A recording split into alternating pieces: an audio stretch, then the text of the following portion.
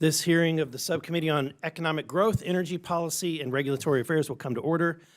Without objection, the chair may declare a recess at any time. I recognize myself for the purpose of making an opening statement. And I'm going to need my glasses for that. We're here today to discuss America's AI moonshot.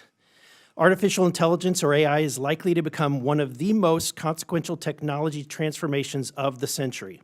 America is seeking to redefine the possibilities of this emerging technology around the globe.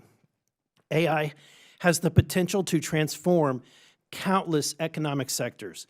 In healthcare, AI is already allowing providers to create cancer screening and pre-treatment plans for patients diagnosed with cancer. This could transform how our healthcare providers provide the best possible care. In manufacturing, AI is being used to predict machine failure, allowing proactive maintenance that saves money, time, and even lives. In defense, AI is being used to improve decision-making processes to protect our men and women in uniform. Many more examples exist, from education to finance to government services. Even industry will benefit from AI. Our country has the skills, the expertise, and the capital necessary to bring this vision to life, but what we needed most was a president who sees the importance of this innovation for future economic prosperity. In his first news conference following his inauguration, President Trump announced the plan of Stargate, a joint venture between OpenAI, Oracle, SoftBank, and MGX to invest in AI infrastructure to propel new developments in this field. This $500 billion investment will allow both the U.S. and our strategic partners around the globe to unlock the next generation of AI. Later, President Trump signed Executive Order 14179 to sustain and enhance America's global AI dominance in order to promote human flourishing, economic competitiveness, and national security. But planning for the future of machine learning is complex, as there are numerous factors that must be considered by Congress and the administration to ensure that America's private sector will be leading the charge on AI. Data center power demand is reshaping how power generators and utilities plan for future demand growth and the infrastructure needed to support this demand. According to a report by the U.S. Department of Energy, data centers consume roughly 4.4% of all U.S. electricity in 2023, a percentage that is expected to rise to between 6.7 and 12% by 2028. This rapid growth is astounding and has concerning implications for both current and future power generation. Additionally, companies are in search of qualified and skilled workers to fill the estimated 100,000 jobs that are needed to support this moonshot.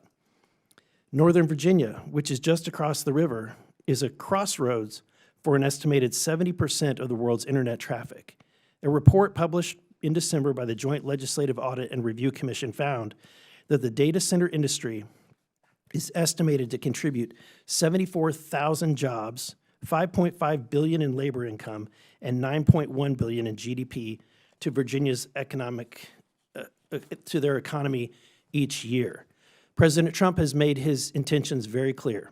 America can and will become a global leader in the field of artificial intelligence.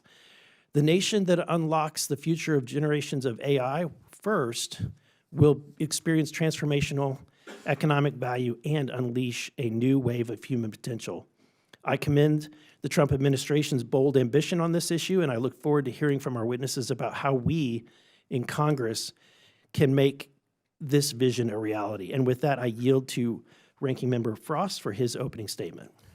Thank you, Mr. Chairman, and thank you so much to our witnesses for being here this morning. Artificial intelligence is quickly becoming part of Americans' everyday life, and a lot of us are growing to love the entertainment efficiency it brings. AI has exciting benefits for healthcare, education, and is reshaping our economy, national security, and social life. Continuing progress in AI will require an enormous amount of technology and infrastructure, including the hardware, software, computer networks, data, and facilities required to operate AI algorithms. Data center capacity plays a key role in the future of innovation and the future of our people. In January, the President announced Stargate, an AI infrastructure project with $500 billion in commitments over 4 years that would expand on progress made during the Biden administration. It's a positive thing that the president is continuing the focus on developing the capacity and uses for AI, but we believe parts of his approach are wrong. We can support innovation without removing the safeguards that have prioritized personal civil rights and liberties, but instead we've seen that we're only pushing forward with policies that benefit a lot of companies and corporations. The tech companies that are promoting and investing in AI are some of the most powerful in the world, and we just want to ensure that there's not a large power imbalance between those companies and the communities that they are looking to do business with and do business in. County commissioners in Oregon were confronted with an army of top-shelf lawyers when working out a data center deal with Amazon. The deal resulted in a $1 billion tax break for the company. A Microsoft data center in New Albany, Ohio, received a 15-year property tax exemption while expecting to create just 30 jobs with an average salary of $50,000 a year. We need AI policy that will help put people first. The Trump administration has reversed some of the progress that we've seen made to establish reasonable safeguards on AI, such as regular testing requirements to demonstrate that it does not violate civil rights or civil liberties, and in an apparent attempt to clear the way for any perceived barriers to America's dominance in AI. But the health, safety, and privacy of our people are not barriers. They're our rights, and part of our job as Congress. At the same time, we've seen benefits from AI development. We've also started to see examples of the risks of AI, from deepfakes to the use of limitations of copyrighted material.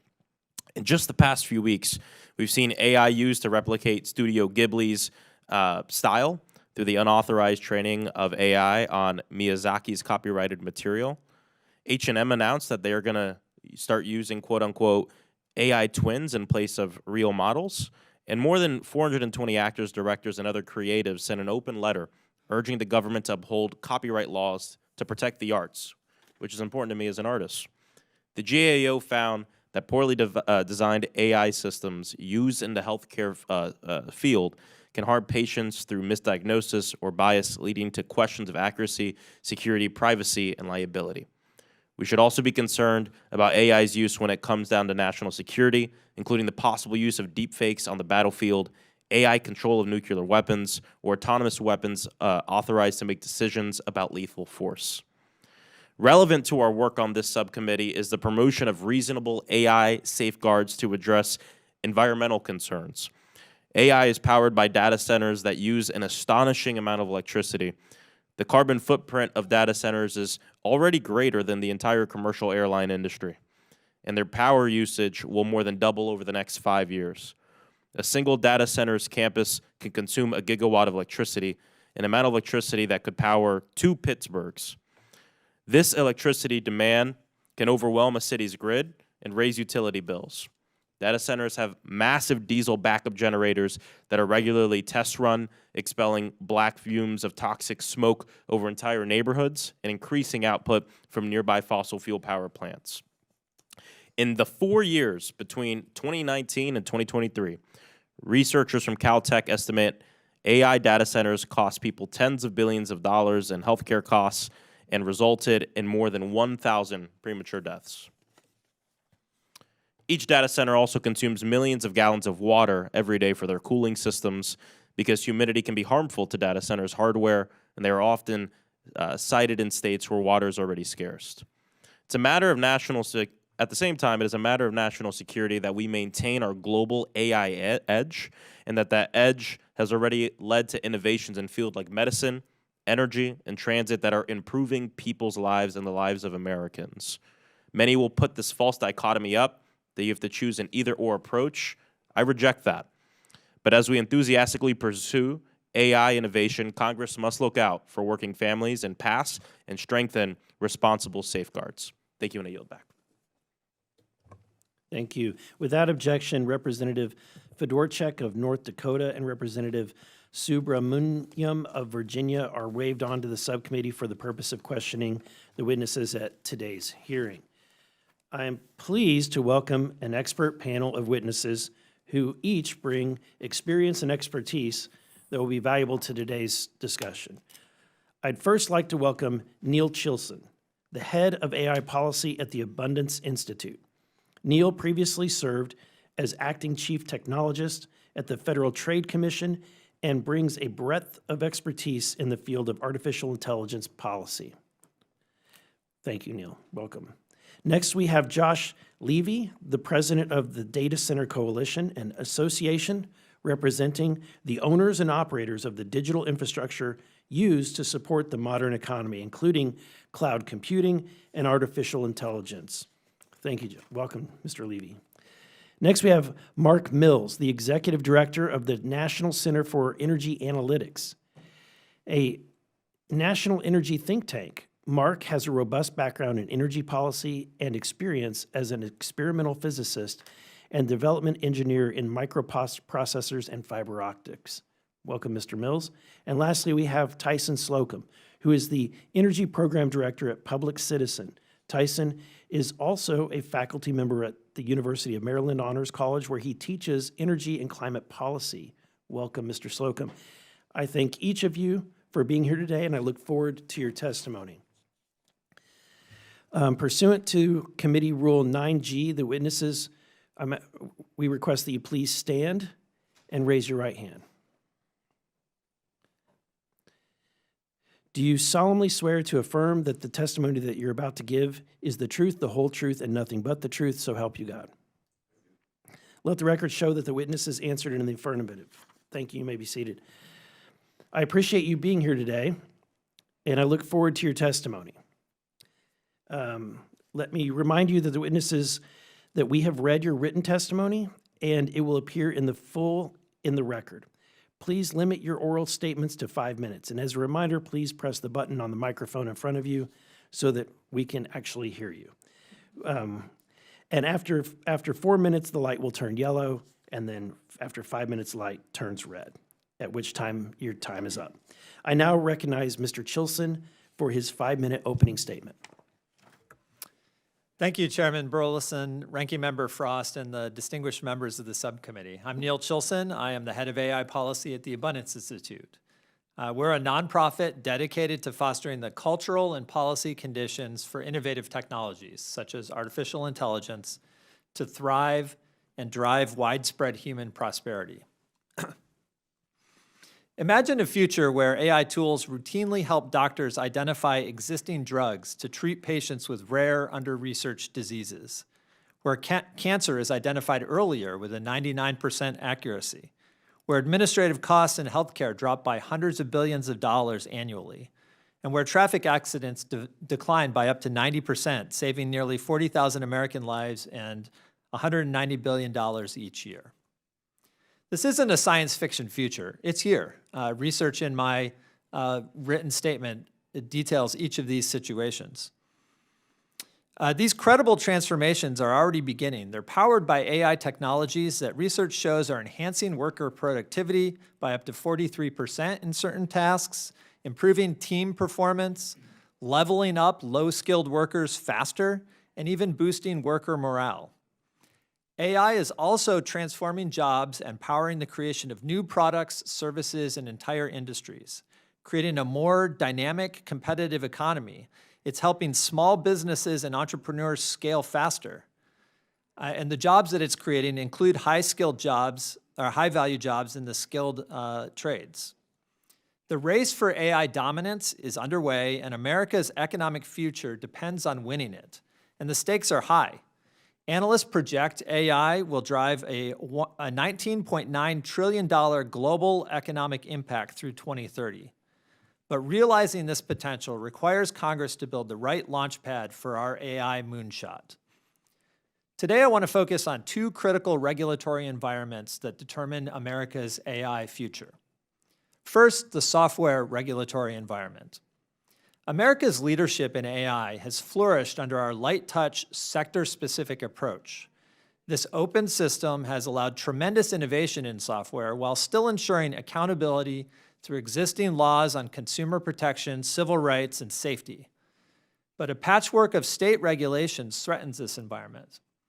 Over 900 state AI bills have been introduced across the country since January. Some states, however, are offering promising models.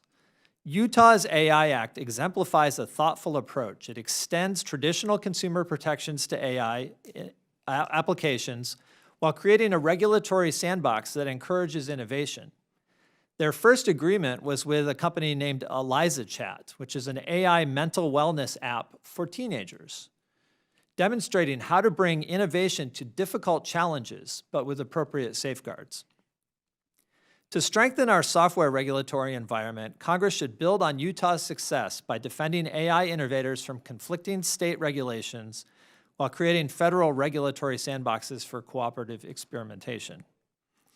Second, and other panelists on here are much more expert on some of this, but I want to dig into it a little bit here. We must reform our energy regulatory environment. While our software rules allow rapid innovation, our energy regulations create crippling bottlenecks that threaten American AI dominance. 2 out of 3 federal environmental impact statements take longer than the legally required 2-year timeline, stalling critical energy projects unnecessarily. And when we do manage to build new energy sources, connecting them to the grid takes far too long. The contrast with Texas is revealing. From 2021 to 2023, Texas added 25 gigawatts of new generation, almost double what other U.S. grids added. This is possible because Texas uses a more flexible connect and manage approach. To boost our energy infrastructure, Congress should streamline permitting processes and constrain counterproductive litigation, and it should direct federal agencies to accelerate grid interconnection. America's AI moonshot depends on getting both regulatory environments right. We must safeguard open software innovation while dramatically reforming our energy infrastructure regulations. By addressing these dual challenges decisively, Congress can ensure that the United States maintains and enhances its AI leadership, driving economic prosperity, improving public welfare, and securing America's competitive advantage for generations. Thank you for your attention. I look forward to your questions. Now recognize Mr. Levy for his 5 minutes. Thank you, Subcommittee Chairman Burleson, Subcommittee Ranking Member Frost, distinguished members of the subcommittee. We really do appreciate the opportunity to be here today with you to provide testimony on the topic that is critical to the future of America's economy and national security. My name is Josh Levy. I'm president of the Data Center Coalition, or DCC, which is the membership association for the U.S. data center industry. Our members provide the digital infrastructure that enables cutting-edge technologies that drive the 21st century economy, including AI. Data centers also ensure the essential services our homes, businesses, schools, hospitals, manufacturing facilities, and governments rely on and are always available. Today, everything from the way we work and learn to how we buy groceries, bank, and even access medical care occurs online. The average American household now has 21 connected devices, including phones, watches, thermostats, appliances, and others. And consumers and businesses are expected to generate twice as much data over the next 5 years as they did over the past 10. This growth is driven by the widespread adoption of cloud services and connected devices and the rapid scaling of advanced technologies like generative AI, which alone could create up to $4.4 trillion in economic value globally by 2030, according to McKinsey. These digital cloud-based services we all rely on actually take place in physical locations, America's data centers. To meet growing demand for these digital services, our member companies are making multi-billion-dollar investments in data center infrastructure in this country. These investments support hundreds of thousands of quality jobs across the nation and contribute billions of dollars in local, state, and federal tax revenue. Data centers are now under development in at least 23 states nationwide, from mature markets like Virginia, Georgia, California, Texas, and Arizona, to emerging markets like Indiana, Missouri, Louisiana. In fact, the U.S. is expected to be the fastest growing market for data centers globally, with capacity more than tripling between 2024 and 2030. Beyond their critical role in the modern digital landscape, data centers are vital economic engines, nationally and in local communities across the country. Between 2017 and 2023, the data center industry's total contributions to U.S. GDP was $3.5 trillion, according to PwC. In 2023, the data center industry directly employed more than 600,000 workers in the United States and in total supported 4.7 million jobs. The sector contributed $163 billion in federal, state, and local taxes in 2023, which provides consistent funding for important community priorities like public safety, transportation, education. And reports indicate the industry is planning investments in the U.S. of many hundreds of billions of dollars based on 2025 announcements alone. The exponential growth of the data center industry has been a catalyst for broader economic development, supporting ecosystems of suppliers, manufacturers, service providers. At the national level, each direct job in the data center industry supports more than 6 jobs elsewhere in the U.S. economy, from construction companies and fabricators of steel to HVAC and equipment manufacturing. The data center industry is fueling economic growth in countless companies across a variety of industries. However, the continued growth of this critical industry faces challenges. The first is ensuring timely access to reliable energy, which has become the pacing issue for this industry. We believe Congress should look at ways to speed up the permitting process for electric transmission and generation to ensure the nation has sufficient energy capacity to power America's growing economy. Additionally, major sectors of the U.S. economy are experiencing shortages and delays with the delivery of capital equipment, especially electrical equipment. The data center industry is leaning in, working with manufacturers to shore up supply chains and shorten construction timelines. However, we do support congressional and administrative actions to expand domestic capacity of critical electric and data center equipment. This will help ensure timely availability of these materials to allow the data center industry to meet growing demand. Finally, the industry is facing workforce shortages. As data centers expand from mature markets to emerging markets across the country, the rapid pace of development and the need to meet specialized skill requirements have contributed to labor shortage, both in operations of data centers, but also in constructing data centers. We support the creation of national technology hubs, expanding and strengthening data center education programs, including community college programs, and training veterans for jobs in the data center industry. Data centers are vital to enabling critical and emerging technologies like AI that are essential to U.S. national security, our global competitiveness, and economic prosperity. By proactively removing barriers to deployment, the federal government can play a pivotal role in supporting this critical sector, fostering economic growth, and maintaining our competitive edge against foreign adversaries. We thank the subcommittee for its leadership in promoting a strong data center and AI ecosystem here in the U.S. and look forward to continued collaboration and dialogue. Thank you. I now recognize Mr. Mills for his opening statement. Thank you, Mr. Chairman, and Ranking Member Frost and members of the committee for the opportunity to testify. Of course, the words revolution and pivot in history are frequently overused and misused, but by now, as we see from opening remarks from you, Mr. Chairman, and Ranking Member Frost, it's very clear these words are appropriate in describing the emergence of AI as a practical tool deployed in the infrastructure of the cloud. Certainly debates about risks and benefits over what's hype and what's real, that'll continue, but the fact of an unfolding revolution is evident across nearly every domain. Evoking the moonshot is appropriate in terms of echoing the great power competition of the 20th century and because of AI's strategic implications. But the central promise of usable AI at scale, of course, is an economic one, and specifically in how AI will boost U.S. productivity overall. And while we're currently preoccupied with the politics of cutting government waste and the deficit, the holy grail remains in finding a productivity boom. Consider if the current Congressional Budget Office forecast for anemic annual productivity growth, if AI raises that growth merely back to the long-run 20th century average, that would, by 2030, add a cumulative extra $10 trillion to the U.S. economy, and it could be more. It's that promise that underlies the private sector's drive to spend hundreds of billions of dollars, likely a collective $1 trillion in total by 2030, to build out more data centers at the epicenter of the cloud where AI is democratized. The next 1 year's spending on data centers will exceed alone the entire decade of government spending on the moonshot.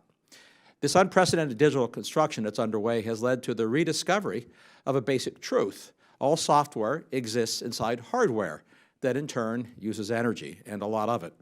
Each digital byte uses an infinitesimal amount of energy, but this is where we find salience for the euphemism that quantity has a quality all of its own.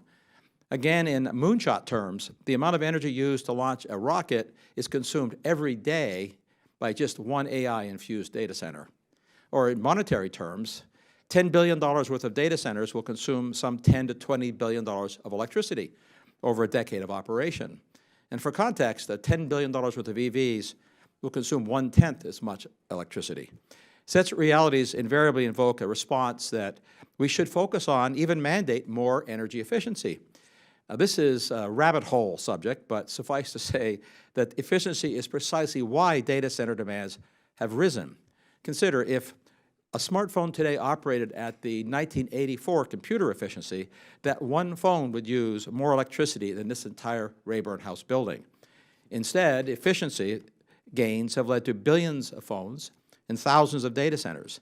This is, of course, the oft-noted so-called Jevons paradox, which I note for the record Jevons knew in the 19th century wasn't a paradox, but a reality. Credible forecasts see within a half-decade or so new data centers needing somewhere between 70 gigawatts and 130 gigawatts more power capacity built than planners originally thought only a couple of years ago. This is the equivalent of adding the generating capacity equal to the entire state of California in a half dozen years. Thus, the key question is, will there be enough power to fuel the velocity of the cloud's expansion to stay at the forefront of this revolution?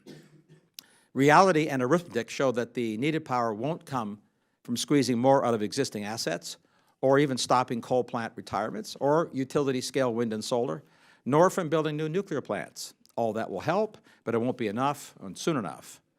Most of the new power will come from natural gas combustion turbines and engines. Those can be, and in fact, they are being built rapidly. That implies the need, of course, for a lot more natural gas. One might be tempted here to invoke the politically charged drill, baby, drill, but politics aside, history does show that the wells and the pipelines can be deployed fast enough at the scales needed. Now, this is where the moonshot metaphor fails. The Apollo program had the government spending taxpayers' money to put a dozen men on the moon. But ensuring we achieve liftoff for AI productivity will come from private capital rapidly deployed to build the needed power systems for those digital infrastructures. The government's role here, you won't be surprised to hear me say, to ensure that U.S. industries can win this great powers race should start with asking the private sector players to identify the regulatory and policy-centric impediments to rapid deployment at the scales needed. And then, of course, removing or resolving the impediments, not eliminating rules and regulations, but accelerating, rationalizing. This will be a great motivation to restore that long-standing effort. And this could, in fact, be the real moonshot challenge in all this. Thank you. Thank you. I now recognize Mr. Slocum for his opening statement. Thank you, Mr. Chairman, Mr. Ranking Member, members of the committee. I'm Tyson Slocum. I direct the energy program with Public Citizen here in Washington, D.C. America today has more data center capacity than any other nation. While some are issuing panicked projections about massive new infrastructure needs to power future data centers, I urge the committee to exercise restraint. While America's power needs are indeed growing, driven by building and transportation electrification and data center development, allowing hype and hysteria to drive long-term capital-intensive infrastructure investments will lead to stranded assets that may threaten taxpayers and ratepayers with unnecessary costs. Forecasters consistently overestimate electricity demand, in part because they emphasize static load growth over efficiency gains. We all remember in the early 2000s, in the wake of the Telecommunications Act of 1996 and other initiatives, analysts projected surging electricity demand with the internet and everyone having computers. It never materialized. Instead, for the next 2 decades, America experienced flat energy demand. Although data center energy use is increasing, energy use per computation has decreased by 20% every year since 2010. There are ample opportunities to require or encourage data centers developing Gen AI to pursue demand management programs to limit the need for expensive new energy generation infrastructure.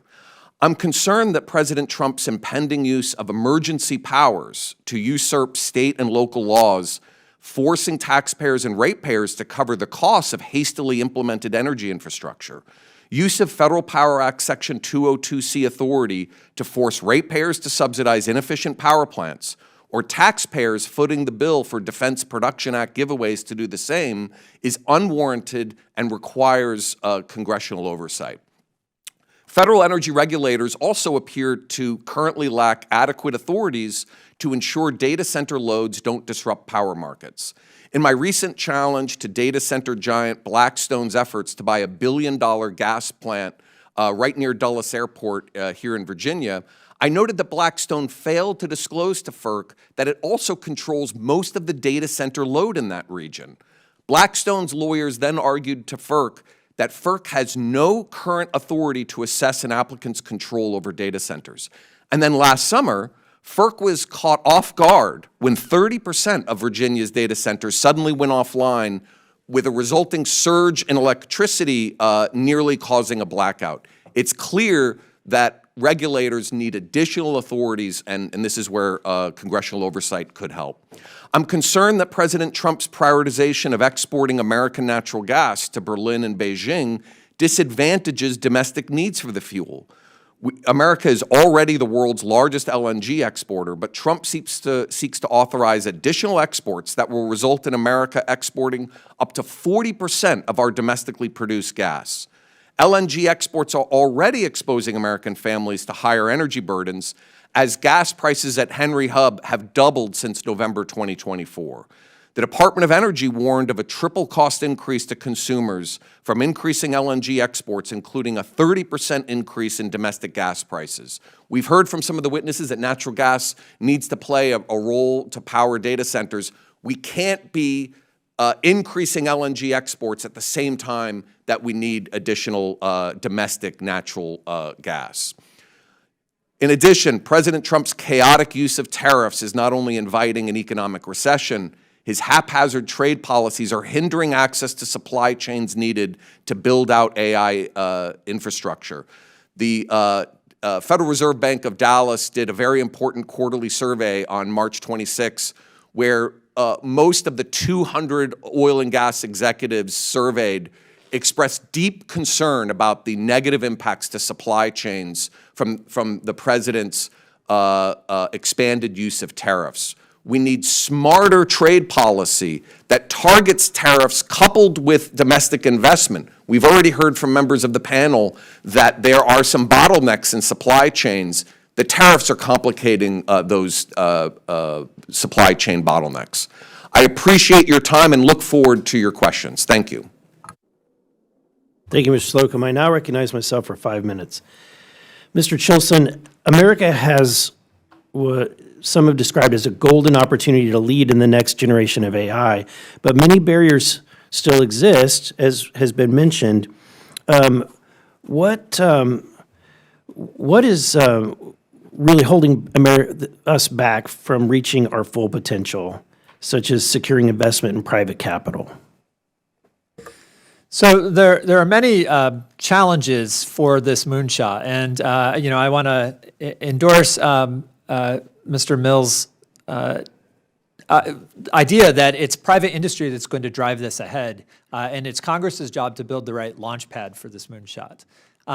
And so clearing the launch pad is the first thing, and I think especially in the energy space, permitting processes that slow down the ability to deploy and build new energy, not in a way that actually achieves, in many cases, the economic or the environmental benefits that we're seeking, but in a way that just drags things out unnecessarily slow and gives veto points to people who don't necessarily have environmental concerns in hand. But the other big challenge, I think, in this space is a transformation that we're seeing largely at the state level about how we consider software and how we regulate software. And so software traditionally has been regulated not directly, but indirectly in the uses in which it's put. So, for example, we have regulation on medical devices, which often incorporate software. We have regulation on transportation. Cars are rolling computers at this point. And so when we regulate at the use rather than at the general computation level or the general software development level, we get closer to the harm, we get closer to the goals of regulation, and we avoid really unintended consequences. And so states are rolling out these big picture regulatory schemes for software. I think that's a real challenge, and I think it's something that Congress needs to step in on. Thank you. My other question has to do with the fact that there's been a lot of fear a lot of concern or worry about what the potential outcomes might be. But to me, I see the potential for how our economy is going to pivot and grow, and the tremendous opportunities that we will receive. Why do you think Americans should be more excited about the prospects and the job opportunities that AI might bring than be fearful? Well, I think why is artificial intelligence important? It's because intelligence is important, and the ability to deploy new powerful computation to some of the most challenging problems that we have as humans. The healthcare space is an amazing example of this. I just saw this morning there is a new paper in Nature that is giving a woman who has not been able to speak for years, she's fully paralyzed, it can scan her brain, and she can speak by thinking the words in her head. And she can speak at 90 words per minute, which is slightly slower than I'm speaking, but not that much, right? And that's really impressive. That is the type of medical benefit that's direct. Outside of that, the economic benefits from efficiency, my written testimony goes into them much more. Trillions of dollars of potential benefit in this space. Thank you. Mr. Levy, how do we begin to implement, actually, let me ask this question. You described that we have different, that once we unlock this technology, that we have some real life examples of services that are stopping us from doing so. How do data centers support, or what kind of real world examples of regulations and things that are hindering you from your data centers from moving forward? Thank you, Mr. Chair. I appreciate the question, and I would tell you that we are seeing a lot of barriers that are holding us back from moving forward as quickly as we can to meet these demand signals. Clearly, energy permitting is one, and the asynchronous timelines around which data centers can be constructed and potentially operated, but then be energized is very much a challenge. We could put a data center facility from groundbreaking to commissioning 18 months to 2 years. In order to get energy projects online, we're looking at 5 years of permitting on average, up to 7 years for permitting alone for transmission infrastructure. We're also seeing some challenges, regulatory barriers when it comes to equipment, particularly electrical equipment. Thank you. My time has expired, and with that, I recognize Mr. Frost for his 5 minutes of questions. Thank you, Mr. Chairman. Artificial intelligence requires massive data centers. Meta's planned Louisiana data center will cover over 4 million square feet. When you realize how large these centers are, it's a little less surprising that a single center can consume as much electricity as an entire city's population. Mr. Slocum, can you talk to us about why data centers consume so much energy? Yeah, data centers consume so much energy because they are filled with sometimes millions of microprocessors that are doing computations, and that takes enormous amounts of energy. Increasingly, those microprocessors are computing those calculations more efficiently. But as you add more and more capacity, you are increasing energy demand. And so there are, I believe, requirements that data centers should have to improve the efficiency of these facilities. And a lot of that can be through things like demand response. Very often, very large data center operators, whether it's Meta or Blackstone or Google or Microsoft, they have data centers in multiple locations. And you can coordinate operations of these facilities and reduce consumption in one, increase consumption in another based upon peak loads of available generation, depending upon the hour of the day.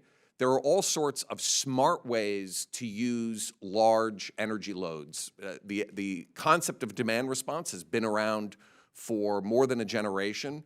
We're not seeing it as widely adopted in the data center field as it should be. And so before we start committing to building a lot of new power generation assets and associated infrastructure, we should instead be asking one of the most profitable industries on earth, are you doing all you can to manage that energy load responsibly in concert with local communities that are asked to host these facilities? And just briefly, what are the impacts on working families in these communities?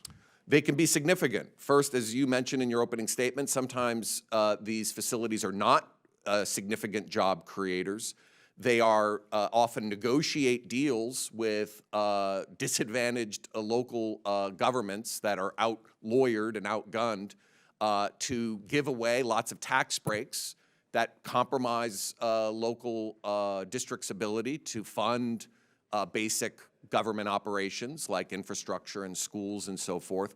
But you also have discrete environmental issues. As you noted in your opening statement, these facilities come with massive arrays of on-site diesel generators. And so those generators kick on, sometimes during regular testing, sometimes because of issues with the regional power market. Those diesel generators are not clean burning facilities. It's like parking rows of 18-wheeler trucks in front of your house and turning them on all at once. There's also noise pollution associated with these facilities. They're not always the best neighbor. Yeah. Thank you. I appreciate it. But at the same time, obviously, it is here, right? And I think part of our job in Congress is to ask all the questions, right? We want to know how we can spur innovation. We also want to know how we can protect working families. And I think in terms of technology, this institution traditionally has not been the best at asking all the questions and then legislating, having all the answers in mind. Look no further than social media and where we currently are, where we drag our feet on passing good common sense legislation, and then we freak out when it completely gets out of hand and try to pass lazy legislation like we have tried to do over the past few years on this. And so I think it's really important. And I know the chair brought up this pivot, which I think AI is going to be very helpful in a lot of different places, even in terms of figuring out how we're going to deal with the climate crisis, right? I think there's a lot here. However, when we talk about the pivot, there's a lot of people worried about it, including people like my aunt who spent a long time as a customer service representative, right? When we talk about manufacturing line workers, when we talk about the American worker, our job is not to ask the questions of just one set of people, but of all people, especially the working American. And I'd love to see us think a little bit more about this holistically as well. Just really quick, I have no time left, but I'm just curious. There are ways, and you talked about it, that we can work at curtailing a lot of these environmental impacts. Do you have any other ones top of mind? Yeah, I think trying to make sure that you have zero emission, clean energy resources, wind, solar, coupled with on-site battery storage would be a very sustainable way that isn't going to be disrupting the local community, not adding to climate destruction, and providing reliable, affordable energy for these centers. Yeah, and I think this is a place where we can talk more about it. We've had meetings on this too, talking about permitting reform, especially as it relates to moving forward with clean energy. So thank you. I yield back. Thank you. I now recognize the gentleman from Alabama, Mr. Palmer, for 5 minutes. Thank you, Mr. Chairman. I thank the witnesses for being here. Mr. Mills, good to see you this morning. What are your estimates for power generation demands over the next decade? Any idea of what those demands will be? The total generation demand increases from growth? Right. Is that well, there are probably... Well, let me restate it. Yes, sir. We're in an arms race with China for artificial intelligence and quantum computing. What amount of power generation, in addition to what we have now, will we need? Well, the FERC is reporting an increase between 60 and 130 gigawatts more demand by 2030 than they thought was going to happen. That's in 5 years. And yeah, but they thought 2 years ago. And that's not just from data centers, it's also from bringing manufacturing back and electrification of other parts of the industry. What do you consider a greater threat to our future national security, losing the AI arms race to China or climate change? Well, I, as you probably know, I'm on the record of putting the economy and strategic concerns as number one, because not only from my perspective, but as we see from public opinion polls, that most people would put the economy and national security first. If we lose the arms race in artificial intelligence, quantum computing Yep. to China, they will be the superpower, not a superpower. One of the things that I think we need to be taking a look at, in addition to the power generation, is our dependence on China for critical minerals and rare earth elements. I pointed out multiple times in these hearings that there's not a single major refinery for rare earth elements in the Western Hemisphere. There's only 9 in the world, 8 are in China, and the other one's in Malaysia. I think that's got to be a top priority. I mean, we're talking about AI here. We're not going to do anything in that specter if China cuts us off from rare earth elements and critical minerals. But we've also got to meet these demands for increased power. And one of the things that I suggested this morning in another meeting is there's over 100 coal-fired power plants and natural gas plants that have been shuttered in the United States. If we started today trying to build new power generation facilities, we don't have the manufacturing capacity to produce the turbines that we need to generate, to meet that new demand. But we've got existing turbines in many of these facilities and transmission lines already in place. So I'd like your thoughts on us utilizing small modular reactors at these facilities. They're not as site sensitive as other. For instance, you could get 600 megawatts from 2 small modular reactors at an existing facility where it would take 77,000 acres to get it from a turbine farm. And that turbine farm, basically, turbines would have to be replaced in 25 to 30 years. You'd get 40 to 60 years generation from an SMR. What do you think about that? Well, Congressman, I'm delighted that the tech community in the United States and Congress are enthusiastic about nuclear power again. But the reality is that you can't buy a small modular reactor. They don't exist yet. We have to build them at scale, and that'll take years. Similarly, it'll take Actually, that GE Hitachi model, we think, can be built in 2 to 3 years. Oh, look, you can construct that scale of reactor. This is the 300 megawatt class reactor. It's a little bit of a euphemism to think of 300 megawatts as, quote, small. These are very big power plants. We can certainly build them quickly. They are possible. The regulatory barriers here are still significant, but you're talking a decade before we have the infrastructure to build them. Similarly, we can build the infrastructure to make the critical minerals and rare earth mineral refineries here, but that'll also take a decade. And meanwhile, as you know, 90% of the refined critical minerals to build windmills and solar panels are in China on coal-fired grids. So it's a problematic trade to buy technology made in China. My point is that I think, having worked for 2 international engineering companies and having a little bit of understanding about what it takes, and I've told people this, you can open a mine here, but it'll be 3 to 5 years before you start getting aggregate out. Take 3 years minimum to build a processor or refining facility, notwithstanding how long it takes to get the permitting. If you permitted it on day one, it'd still take that long. Right. But if we can build small modular reactors at scale, you're going to have some lower costs because you can basically build standardized designs. You can build advanced reactors that can use spent fuel. We could fuel a fleet of nuclear reactors for over 100 years. If you, though, use them at these shuttered hydrocarbon plants, natural gas and coal, wouldn't it be interesting that China's building coal-fired plants to power their AI expansion, that we could then use nuclear on shuttered hydrocarbon plants with no emissions to power ours? And I honestly believe that this is something that ought to be a top priority for this administration, a top priority for this Congress, to get these SMRs in place and get them in these places where we already have the turbines and already have the transmission lines. Count my vote enthusiastically on that strategy, Congressman. Thank you, Mr. Mills. I thank the chairman. I yield back. Thank you. I now recognize Mr. Subramanian from Virginia for 5 minutes of questions. Thank you, Mr. Chair. I appreciate some of the discussion today, and I think I understand it that data storage is more important than ever as we have AI and blockchain becoming more prevalent. and accessible. But I want to tell you a cautionary tale about my community. My district is home to more data centers than any other district in the country. In fact, if my district were a country, it had more data centers than almost every other country in the world.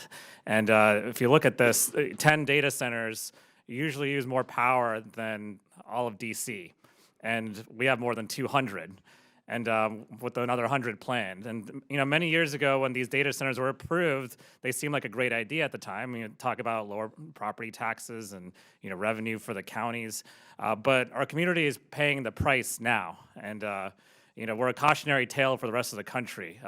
The power needed for these data centers is creating a huge problem for a community. We have power lines right now in Ashburn and Leesburg and all over Loudoun County. Leesburg, Lovettsville, Fauquier, Rappahannock counties are facing similar proposals of building transmission lines or data centers that are, quite frankly, invasive and not great for the communities. And we are paying the price now for many of these data centers. And in the next 5 years alone, data centers could increase customers' bills by up to $276 a year, and people's utility bills may double in the next 7 to 10 years just to power data centers. And the environmental impact is real as well. These green spaces are disappearing, pollution is rising, and water supplies are being stretched thin.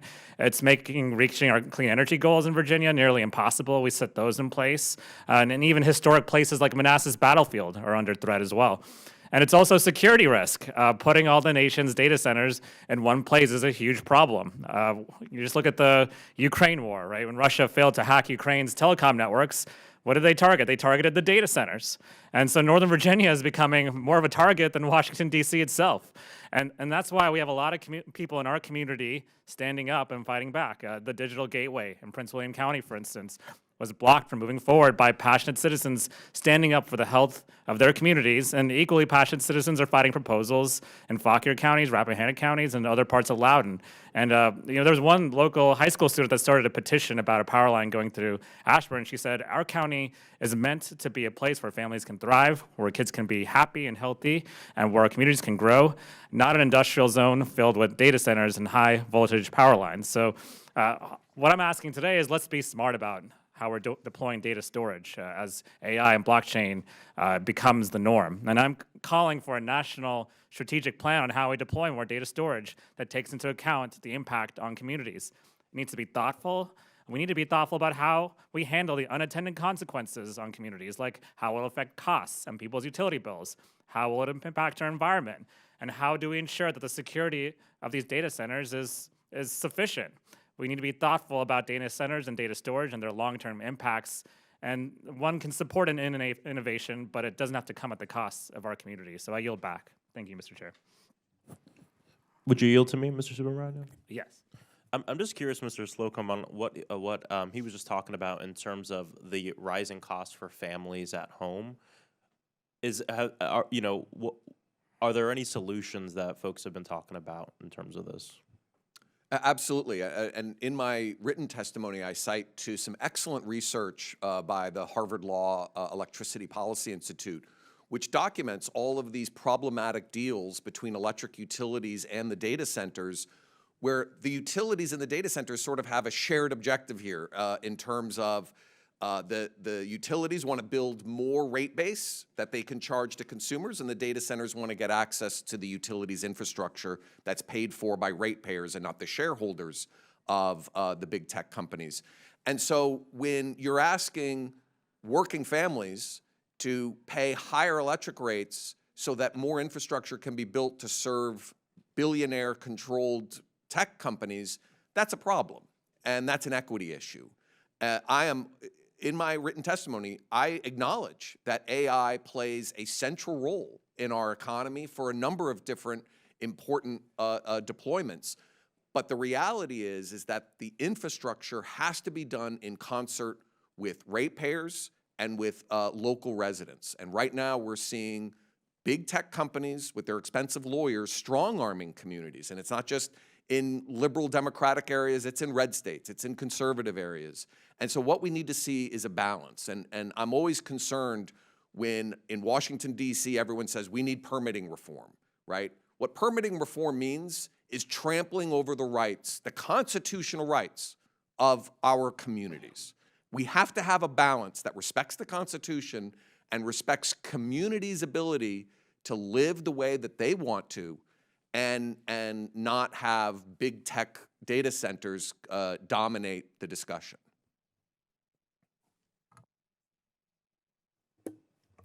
Thank you. Now I recognize the gentlelady from Arizona, Ms. Ansari, for 5 minutes. Thank you so much, Mr. Chair, and thank you to our witnesses for being here today. My district in Arizona and the surrounding Phoenix metro area is one of the fastest growing data center hubs in the country. By 2028, it is expected to be the nation's second largest concentration of data centers, behind only Northern Virginia in Mr. Subramaniam's district. For our national security and economic prosperity, we absolutely need to be global leaders on the artificial intelligence front.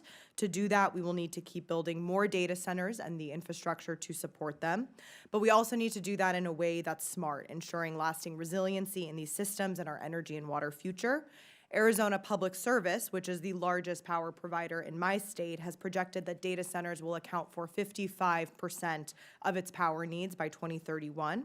So my first question, Mr. Levy, what are companies doing to lower their power usage going forward? Thank you, Representative Ansari. I very much appreciate the question, and we are certainly seeing a great deal of growth in Arizona, and it has been a great destination for data center employment. This is an industry that continues to innovate both on energy and water utilization. I think one of the main things to recognize is that data centers centralize what would otherwise be disparate computing resources, bring them together under a facility. In doing so, you see already, according to Lawrence Berkeley National Lab, about a 600% gain in energy efficiency over a disaggregated compute. And that was based on research they did between 2010 and 2018. That continues. You're seeing a tremendous lean in on energy efficiency for a variety of reasons, but one of which is energy is a cost driver, and our members, can pay anywhere from 40 to 60% for energy. Every electron is precious and is managed such.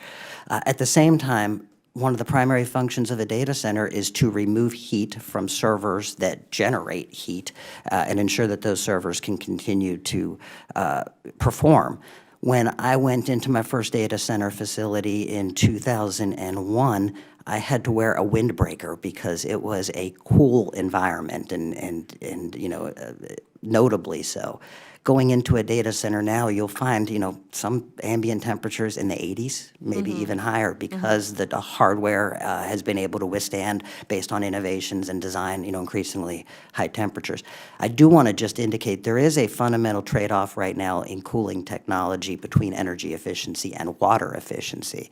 And the data center industry does take a lot of thought as they are deploying infrastructure in locations to make sure that they're aware of the water availability, the energy availability, the trade-offs in terms of how they're going to cool those servers. Thank you so much. Actually, in our last subcommittee hearing here, we discussed how to strengthen America's energy reliability. I do strongly believe that the greatest energy source is the energy that we don't use, and the best way to ensure energy reliability is to innovate. So that's good to hear that you feel it's moving in that direction. Mr. Slocum, question for you. Would you agree that the AI industry and data centers would be more cost-effective if they use less electricity and therefore spent less on their power bills? Of course. The question is, do they have the necessary incentives? When they're cutting sweetheart deals with a local utility, their focus is not on efficiency. It's on obtaining access to that transmission or generation infrastructure. And so I think it would be helpful to have guide rules from Congress about energy efficiency and demand response initiatives for the data center industry to ensure that we prioritize more efficient operations going forward. So in Arizona and much of the West, as I know that you know, the most critical resource that we have is water. And a recent study showed that a single data center can consume up to 5 million gallons of drinking water per day. That means they're not only straining an already limited resources in our state, but the result also means that water rates are going up for families. This question's also for you, what can the AI and data center industries do to use less water while also reducing their strain on the power grid? Right. Well, as we just heard Mr. Levy say, that one of the big considerations for data center location is the availability of water. So I think, and out west, water resources are incredibly scarce and becoming more scarce, and it's a huge challenge. So what we need to do is to ensure that that they are recycling or reusing water resources, that they are treating those water resources, that we're not dipping into aquifers or other drinking water resources just to keep large computer networks from overheating. Thank you. And I just I'll wrap by saying, I'm not anti-AI or anti-data center, but if we really do want to dominate this industry as a country, we need it to be future-proofed. We need to be innovating in the goals to make less energy and water intensive if we really want it to be sustainable. And I don't just mean sustainable in the climate sense, but sustainable as profitable and a continuously advancing industry. So thank you so much. I did want to ask for unanimous consent to enter the following articles into the records, if that's okay, Mr. Chair. What are the names of the articles? First, a 2024 article from Business Insider titled, "Google's Water Use is Soaring, AI is Only Going to Make It Worse." 2023 article. Without objection. Go ahead. Thank you. 2023 article from the Washington Post titled, "A New Front in the Water Wars, Your Internet Use." Without objection. And the third piece, and a 2024 piece from the University of Tulsa titled, "Data Centers Draining Resources in Water-Stressed Communities." Without objection. Thank you. I now recognize the gentleman from Pennsylvania, Mr. Perry, for 5 minutes. Thank you, Mr. Chairman. Mr. Chilson, in your testimony, you mentioned Microsoft's recent announcement to reopen 3 Mile Island to power one of its data centers in Pennsylvania. It's at the heart of the district that I'm honored to represent. Constellation Energy, by reopening it, will create approximately 3,400 new jobs, create over $3 billion in state and federal taxes, adding $16 billion to Pennsylvania's GDP. Can you, Constellation obviously owns 3 Mile Island, but Microsoft could have said, well, we want the most efficient. I know we were just talking about efficiency for data centers, and that data center operators don't want, or maybe don't care. That's the inference. They don't care about the efficiency of the power they get. So why didn't Microsoft come to Pennsylvania, to the PJM, and say, well, look, we need this much power. We want you to build this much solar, or we want you to add this much wind, or this much renewable? Why did they pick 3 Mile Island? I think they're looking at the trade-offs and the cost to energy there, and getting more energy from a facility that has a proven ability to generate it, and I think the ability to mobilize it quickly. This is a race, not just in a highly competitive race among companies in the U.S., but obviously internationally. And so getting this done quickly, I think, is really important, and I think they saw the opportunity to jump on this particular supply. Do you know the efficiency rating of nuclear power, particularly 3 Mile Island? Is it 95% efficient, 97% when it was operating previously? Do you? I don't know offhand. I suspect there are some other people on this panel who might be able to tell you that. It's in the high 90s, right? And it's base load power, right? And it's not dependent on the sun shining or the wind blowing. Do data centers, should they be concerned about baseload power that is reliable and consistent 24 hours a day, 365 days a year? Absolutely. They run some of the most important services. They support some of the most important services that we all use all the time, and so they need to be up and running all the time. Mr. Mills, you seem interested in answering, and you can go where you want to with this. We've got a little bit of time left, but we're looking at, and as Mr. Chilson said, at a race, and a race often with our adversary, and as they describe us, the enemy, which is China. What can we learn as the United States from an energy perspective from China in winning this race? Well, that's speed matters, I guess, would be the short answer. That the Chinese are very good at building nuclear plants in 4 years, new ones. Well, hold on a second. China also provides 85, somewhere in that percentage, of solar panels and solar panel-related battery. Correct, yes, sir. Why aren't they, if they provide that and they're so good at that, why aren't they using those things to meet their Paris climate Accord requirements Well, and to show the world that this works for winning this race. Why aren't they doing that? Well, I think, not to be a cynic, they are doing that, of course. They're building everything, but they're also building coal plants at a furious pace as well. And they produce over 95% of the silicon needed for photovoltaic cells in the world on coal-fired grids. About 2/3 of their grid is coal-fired, as you know. And the location of the energy-intensive manufacturing of polysilicon to make photovoltaic cells is on the coal-intense part of the grid. So China recognizes that power is fundamental, that getting it quickly and inexpensively matters. I'm not endorsing China's environmental policies, however, because And neither am I. I think we can thread the needle in between the two. I was pleased to hear that you're from the district that I visited on March 28th, 1979. Not to date myself. But I lived there at that time. we may have bumped into each other. Still do. I spent the week of the accident at the site and spent the next half dozen years of my life defending the virtues of nuclear energy, unsuccessfully, obviously, since we abandoned it largely. But Well, I think it's that coming back. It is. Awesome news. I think the refurbishment of TMI is a very good sign because it's possible to bring that back online. There's only maybe a half dozen reactors like that. But if I may answer the question, why did Microsoft choose that? It chose that because you can quickly get an enormous amount of highly reliable power. And of course, Microsoft likes the fact that it's non-combustion power.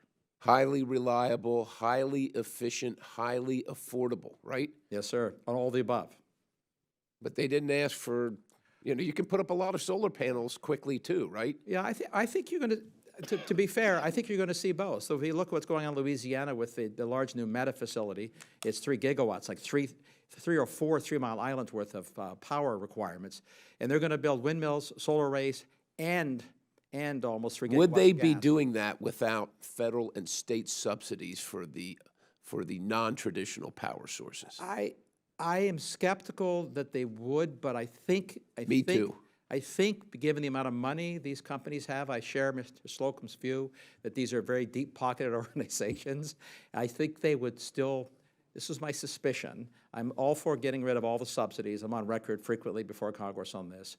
I think that they would still build a lot of solar and wind, but a lot less of it than they are now doing. I yield. Thank you. I now recognize the gentleman from Louisiana, Mr. Higgins. Thank you, Mr. Chairman. Mr. Mills, can you clarify for America what is the consumption of energy that we're talking about here as Americans try to grasp? What's the difference between a data center requirement and what kind of energy does AI draw? Why is that different from a business or a home?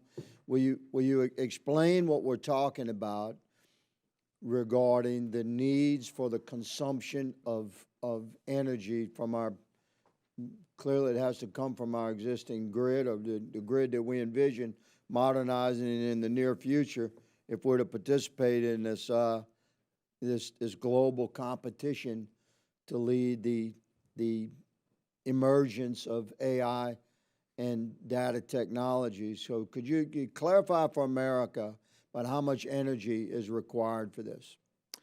Well, it has surprised a lot of people, Mr. Congressman, as you know. It's the computer age began, I was part of the beginning of the computer age as a young man designing and manufacturing microprocessors, and very few people thought about computers in city-size power consumption terms at that time. There were a handful of forecasters who expected that to happen. I'll say again, it happened because we make computing so efficient. The goal of making computers faster is you have to make them more efficient. This is sort of the central requirement. But what it means in simple terms is, everything we do, we're broadcasting this hearing live to the internet, and of course that consumes energy. It's just hidden energy. And it consumes roughly as much as the people that are watching it, each person. Their energy share of watching this hearing online is roughly equal to if they took a bus ride 10 or 20 miles. But may I ask if I can interject while the gentleman's explaining? Americans are watching something else if they're not watching this. That's true. And the lights are on in this place, Correct. whether anyone's in this room or not. It's all using And energy. the energy, the cameras are plugged in. So Yes. regarding data centers, there's a a failure to grasp. It took me a while to grasp, and I'm asking you to clarify for America, why do the envision data centers and AI technology, why is the consumption of energy so massive? Because the quantity of information processed is even more massive. So a single data center now typically uses more power than a steel mill. We are building them by the hundreds, and we're not building hundreds of steel mills, although it would be nice if we built a few dozen. So the magnitude of information processing that goes on, and we measure this in bytes, which has no meaning. It's a term that is exotic, but we used to be amazed at a gigabyte and megabytes. These are measured in numbers that are literally astronomical. The quantity of data being processed and will be processed to do everything that we've heard from our witnesses, my colleagues, it will keep expanding, whether it's medical care or entertainment. Okay, so our existing grid cannot, if we were to win the race, we don't have the grid to carry the victory, do we? That's correct. That's correct, sir. That's right. So modernization of the grid across the country is would you say that's a paramount consideration? Modernization of the grid and the opportunity for private players to produce power that doesn't have to be on grid. Yes, sir, both. Roger that. Okay, it was brought up earlier regarding the need for fresh water for cooling. Can you comment on that from an energy perspective? Cooling is the challenge. These are very hot processors. The surface of each chip is hotter than the surface of the sun. It's a crazy number. It's hard to cool them. It takes a lot of water. I think what you'll see increasingly is data centers sited where there aren't water challenges and there are not transmission challenges, but because commonly some of the least expensive energy sources are where you also have some of the least water. that's a challenge. That's correct. Is that correct? That is correct. So these are serious challenges. In my remaining half a minute, Mr. Levy, would you please address the supply chains? We have concerns regarding materials and components necessary for us to engage in this competition that we intend to win. Thank you, Representative Higgins. I very much appreciate the question. And yes, we have some very significant supply chain constraints, much of which is really electrical components, and it's a matter of finding transformers, switch gears. Should we be building those components in America, sir? We should, and as an industry, we're leaning into supply chain to try and source as much here as we can, yes, sir. Roger that. Thank you, sir. Mr. Chairman, my time has expired. I yield. Thank you. I now recognize the gentlelady from North Dakota, Mrs. Fedorchak.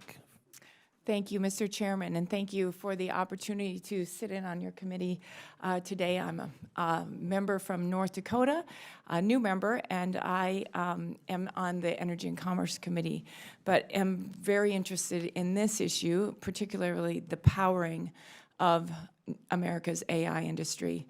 I spent 12 years as a utility regulator, most recently was president of the National Association of Utility Regulators.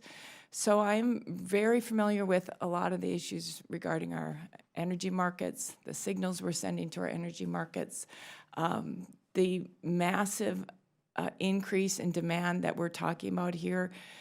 When I look back on the 12 years as a regulator in my state, and we served during a time of energy boom, so we saw demand increase, it was still like 3%. So when you look, I was in a meeting this morning with PJM, and they said that their peak demand today is 150 gigawatts. And they're looking in 5 years to be at 185 gigawatts. That is mind-blowing. That is astounding. And to meet that demand, I appreciate requires a level of development that we have never before done. There's no time in history that we've grown that much power and connected it to the grid that quickly. So with that, I have just a couple questions for you experts, and I invite you to participate. We've got a working group my office has led on AI and energy. We want to try to get some solutions and a policy framework for solutions to bring to the table on this very issue. But what types of efficiency upgrades can we count on, I hope, to mitigate that power demand increase, because AI is getting more and more efficient, and hopefully some of these projections will come down because of efficiency increases and improvements. So for any of you, I invite you all to comment on that. Maybe with you, Mr. Mills, you want to start? Yeah, the efficiency, the rate of improvement in energy efficiency of compute in GPUs is faster than the vaunted Moore's Law efficiency gains. And the rate of efficiency gains in the cloud are even faster yet, because efficiency gains in the transmission of information and the memory systems, all the associated, are going extremely fast. What's happening is that the demand for the product, software, is growing even faster, because what efficiency gains do in computing is it makes the computing cheaper, easier, faster, which for quite a long time is going to overtake all of the ostensible efficiency gains. I think the principal solution will come from, and I will say I endorse a blend of what Mr. Slocum has said and what a lot of other people are saying, to your point, that we can't build that much capacity that quickly. It looks like we can't for a whole set of supply chain reasons. So we're going to have to figure out how to meet the demand for the services while moderating the incredible demand for power. I think one of the solutions will be increased use of where the utility industry was 100 years ago, which is loads this big, which are industrial class loads. They're purely in the sort of refinery, steel mill. We'll increasingly see on-site generation, independent generation, and even co-generation. Co in the sense of not heat and power, but peak shaving for the grid without costing consumers money. Every utility I talk to, every utility CEO, does not want to raise the costs of their electricity for their consumers to serve an industrial load. This has been a difficult challenge. For sure. Thank you. Thank you, Jim, Representative. go ahead, were you finished? Sorry. Do I have another minute? Yes, Thank I'm you. sorry. Mr. Levi? I appreciate the question, Yes, Representative if you Fedorchak. And, can. I would just add that data centers are highly efficient facilities, but they also enable energy savings and efficiencies economy-wide. I talked earlier about just, the changes in the last 15 years walking into a data center, the ambient temperature inside. Servers generate heat. Early days you had to wear a windbreaker going into a data center because it was that cool. Right. Now, ambient temperatures have increased substantially. You can go into data centers that are 80 degrees or higher, and that's part of the energy efficiency gains that we've got within the data centers if we're looking at cooling. But I also think it's important to recognize the role of data centers in enabling energy efficiency for others, whether you think about sure. smart thermostats, whether you think about GETs and dynamic line monitoring, or any number of technologies that are utilized by consumers, that are utilized by businesses, utilized by government. All of those rely on the digital infrastructure that data centers are providing. And I think there's not only substantial recognition within the data centers, but certainly economy-wide of the efficiencies gained. Thank you. I'm out of time, but I will say North Dakota has cool air and we're flaring gas. So come there, use that gas and generate power. Thank you. Appreciate it. I yield back. Thank you. I now recognize the gentlelady from Colorado, Mrs. Bobert, for five minutes. Thank you, Mr. Chairman. Mr. Chilson, AI's rise, it really offers a dual lifeline, coal as a power bridge and AI as a transition engine. Do you believe that they're both crucial to keeping rural communities from collapsing? I do. I'm more of an expert on the AI side, so I'll address that. I do think that we are seeing that intelligence in the form of connected from here, but to big data centers is a benefit across the economic spectrum, and that everybody can benefit from this. We've seen some good research that shows that, in fact, AI tools help benefit actually people who are newer or less capable in certain types of jobs to really level up their skills quickly, and they're sort of diminishing returns at the top end. And so there's been some good research on this. So I do think that across the economy, we will see huge benefits to this technology, including in rural areas that maybe have not historically received the benefits of high technology. Awesome, thank you. And Mr. Mills, you stated that AI data centers will require the equivalent of adding an entire state's worth of power generation just in the next few years alone. I believe that that's true. And if so, how can anyone seriously argue that wind and solar are going to be enough for all of this? Well, people do seriously argue that, Congresswoman, of course, and it's not that it's technically impossible to build enough wind and solar and batteries. It's these things, engineers can do a lot of things if you give them enough money.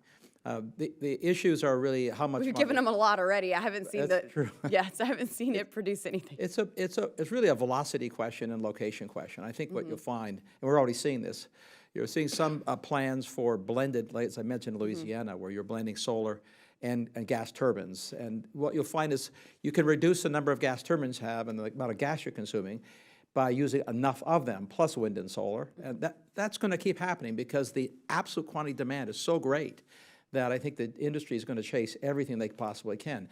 It's not that they're totally price insensitive, but they're, and this is my opinion, that they say they don't, but they're close to price insensitive in a sense. The product is so important and the velocity is so important that they'll pay a premium, including, I suspect, that the utilities have much more negotiating power than they realize.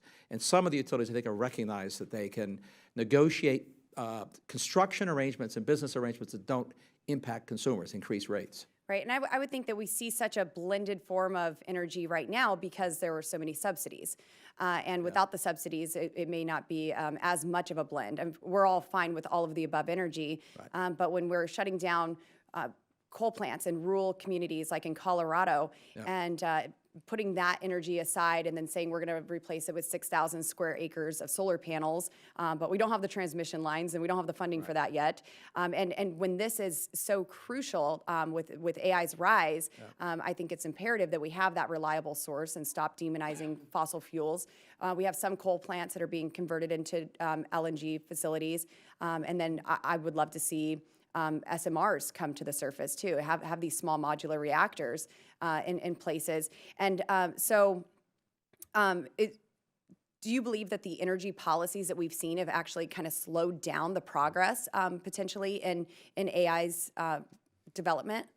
Yeah, to a significant extent, yes, because when you do asymmetric subsidies, the solar and wind industry are no longer nascent small industries that need a boost with subsidies. They're massive industries globally, huge supply chains. They no longer need massive subsidies. So it has distorted how the market would respond. And you probably know that both in Georgia and Illinois, there have been delays or cancellations of coal plant shutdowns precisely because of the need for adequate and dispatchable power.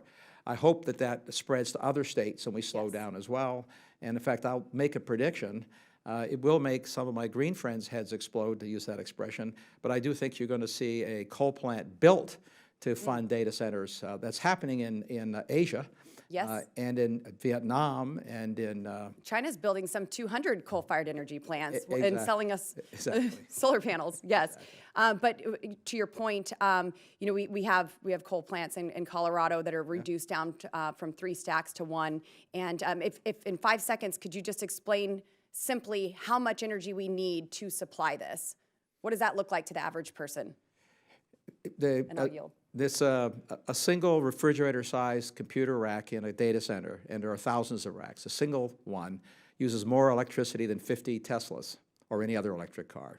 So it gives you a sense when you build millions of those, you're adding the equivalent of hundreds million new EVs to the road in a couple of years. Yes, and just for the record, EVs don't have gas pedals, they have coal pedals. Thank you.